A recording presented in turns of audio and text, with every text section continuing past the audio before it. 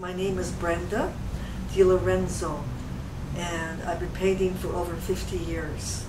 So that'll give you a little insight how old I really am. I'm an elder, and I'm very proud to be an elder. Thank you. I'm very nice to people. I'm very kind, and I have a big heart.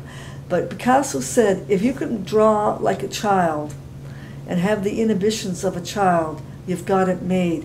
So I listened to what Picasso had said, and although I'm not a child, I'm a very seasoned woman in age and years. I let myself totally go without worrying about what I'm going to do. If the leg is a little bit too short, if the fingers don't look quite representational, like photorealism, I'm perfectly okay with that. I like to deconstruct. I like to pull things apart. Even when I was young, when people would criticize it, I'd say, well, that's okay. That's your opinion. I'm okay with it. I'm a pretty tough old bird. And people say, hey, what's that? I don't know. That's pretty weird. I'd say, well, it's okay. I'm doing it, and it's your opinion. This piece of work, although it's a figure of a young boy, you can tell that one eye has been dropped. It's dropped purposely because it gives it added interest.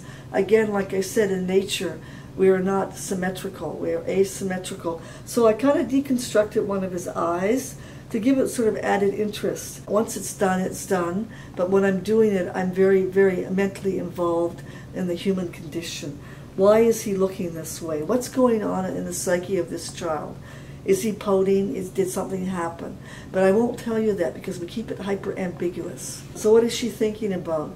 We don't know. That's up to the viewer. Is she happy? Maybe. Is she not happy? It's very cheap paint. I don't have a lot of money. My paint is really greasy. It's student paint. And I often use crayon. And I use large brushes. Large brushes. And you can see the brush strokes, that it's very gesturally done. Left hand again. She was drawn with my left hand. But I also use my right hand when I'm painting as well. As you're painting away, you're thinking, what's really going on? What's she thinking about? And is life good for her? I mean, again, she's not real. It's just a painting. But I try to put my whole body, soul, and guts into the painting. I often sometimes I hang my guts out on the clothesline when I'm painting or drawing. They're not pretty pictures, but the color will bring out the beauty in the dark. The beauty in the struggle. When the beauty and the struggle come together, there's a clash, and that means, wow, it's a eureka moment. You struggle, but in the struggle, you need to find the beauty. You don't want to hang on to the ugly. You don't want to hang on to the foreboding, gnawing questions that gnaw at you, and sometimes it can be incredibly hard with serious mental illness. When you don't feel that you exist for most of your life, you know you're there. You're like a shell of a person. And when people give you compliments, you're not quite sure what they mean by that.